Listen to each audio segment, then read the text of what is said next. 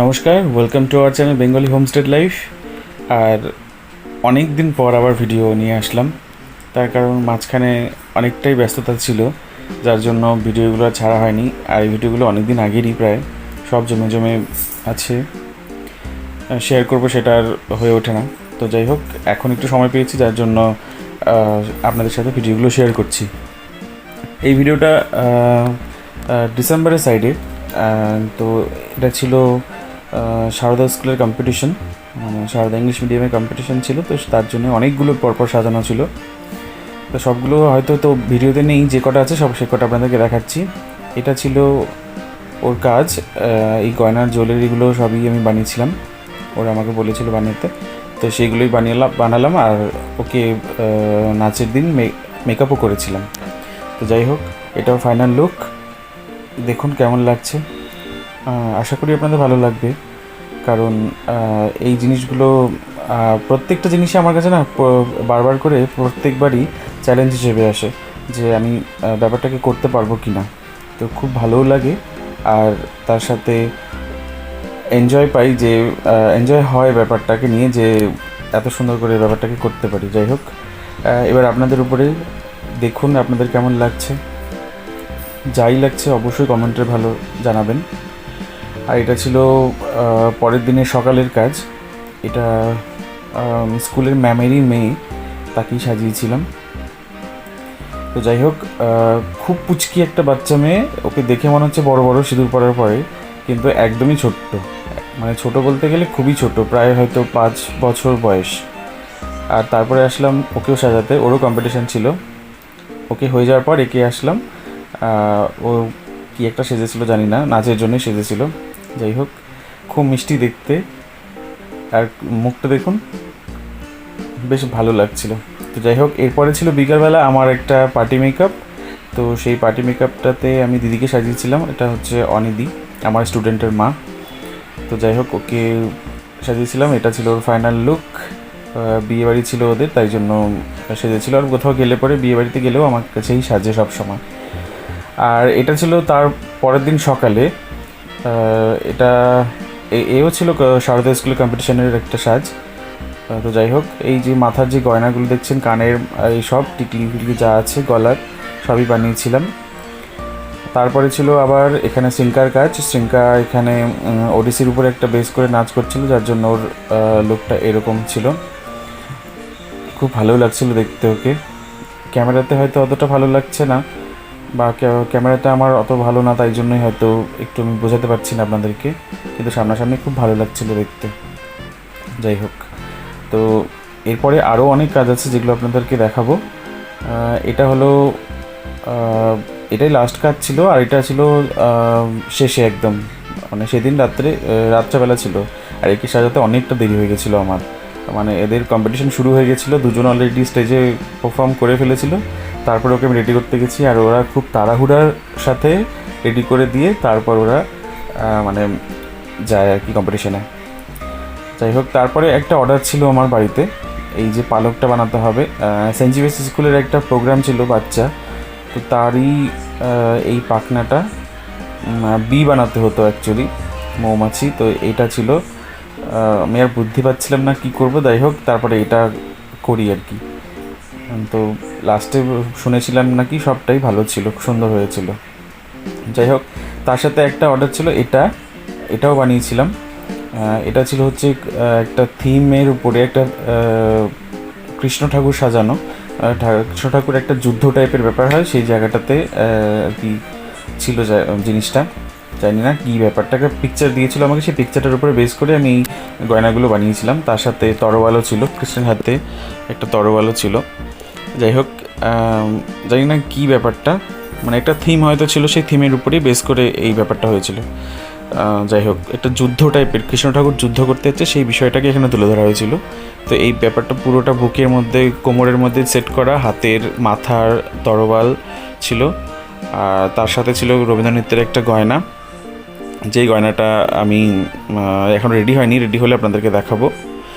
আর এটা ছিল আমার নেক্সট দিনের কাজ, যেটা ছিল সেন্ট জোসেফ স্কুলের গ্রুপ ডান্সের একটা পারফরমেন্সের একটা কী বলবো সাজানো ছিল। তো এটা ওরা আমাদেরকে বলেছিল, তোদের 5 জনকে আমি সাজিয়েছিলাম।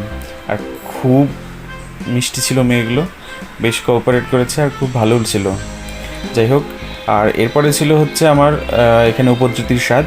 এই যে যেটা গয়না আমি বানিয়েছিলাম রবীন্দ্র নৃত্যের, সেই গয়নাটা এখানে দিয়ে ওকে সাজালাম।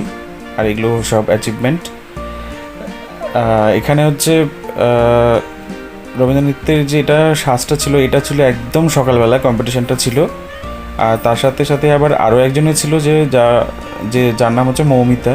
তো মৌমিতা এখানে ব্যস্ত হয়ে গেছিলো, কারণ ওকে করে করে আস্তে আস্তে আমার অনেকটা দেরি হয়ে যায়। তারপর এসে আমি আবার ওকে রেডি করি। তো ওরও দেরি হয়ে গেছিলো, তো তাড়াতাড়ি একটু ভিডিও নিয়ে তারপর আমি বেরিয়ে গেলাম মার্কেটে। তো মার্কেটে বেরোনোর পর একটু কেনাকাটা করছিলাম, যেহেতু 25 ডিসেম্বর ছিল। তো আমার একটু কিছু কেনার ছিল। আমি তো এগুলো কিছু কিনিনি, কারণ আমার অন্য কিছু কেনার ছিল। কিন্তু মার্কেটে এত সুন্দর করে সব সাজানো ছিল, তা আমি আর ভিডিও না করে থাকতে পারলাম না। মানে বেশ এত ভালো লাগছিলো প্রত্যেকটা দোকানে। ওখানে যতগুলো দোকান আছে আমাদের রায়গঞ্জের বিদ্রোহী মোড়ে, তো প্রত্যেকটা দোকানে খুব সুন্দর করে জিনিসগুলো সাজানো ছিল আর খুব ভালো লাগছিলো দেখতে। আর এগুলো তো মানে সাধারণত আমাদের নর্মাল বাড়িগুলোতে এগুলো হয় না, বাঙালিদের বাড়িতে। কিন্তু এখন দিন যেতে যেতে সবাই এখন এই জিনিসগুলোকে পালন করে, বাড়িঘর সাজায়, বেশ ভালো লাগে দেখতে।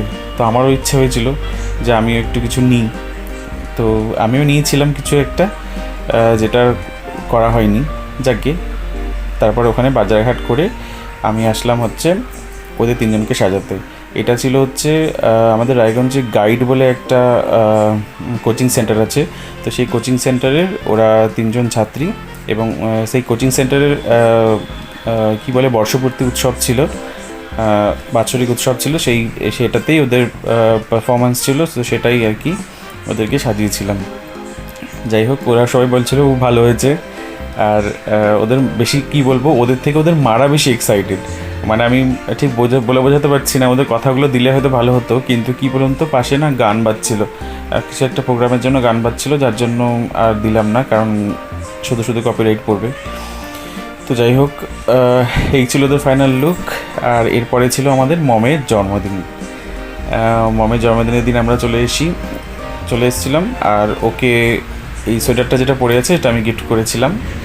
তো ও নিয়ে যাওয়ার সাথে সাথে সোয়েটারটা পরে ফেলেছিল। যাই হোক, তো তারপর এখানে কেক কাটিং চলছে। আর এখানে বার্থডে গার্লের মা বাবা, তার সাথে মামি, মানে 2 মামি।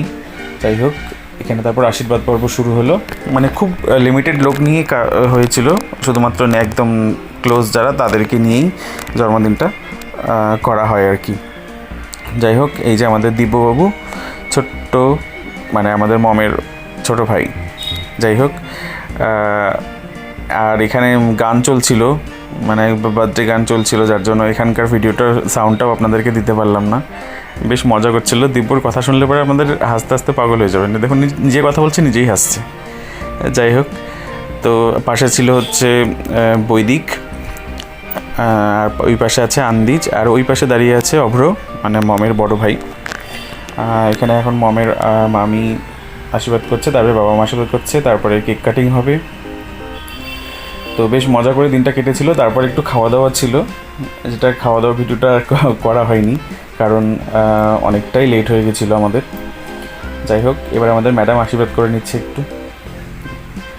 মানে কি বলবো, খুব ভালো লাগে যখন নিজের থেকে অন্যেরা আমাদেরকে বেশি ইম্পর্টেন্স দেয়, সত্যি কথাই বলতে, নিজের লোকদের থেকে। যাই হোক, এর থেকে বড় পাওয়া হয়তো কিছু হয় না, যে নিজেদের আত্মীয় স্বজনের থেকে যদি আমাদের চেনা পরিচিত মানুষগুলো আমাদেরকে এত ইম্পর্টেন্স দেয়, তাহলে বোধহয় আর অন্য কিছুর দরকার হয় না।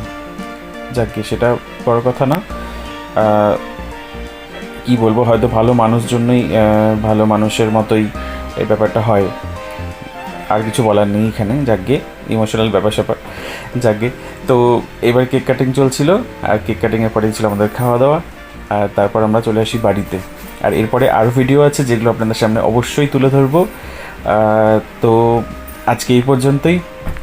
ভিডিওটি কেমন লাগলো অবশ্যই কমেন্টের মাধ্যমে জানাবেন। যদি ভালো লেগে থাকে চ্যানেলটিকে সাবস্ক্রাইব করে পাশে থাকবেন। কেমন লাগলো অবশ্যই কিন্তু জানাবেন। ধন্যবাদ।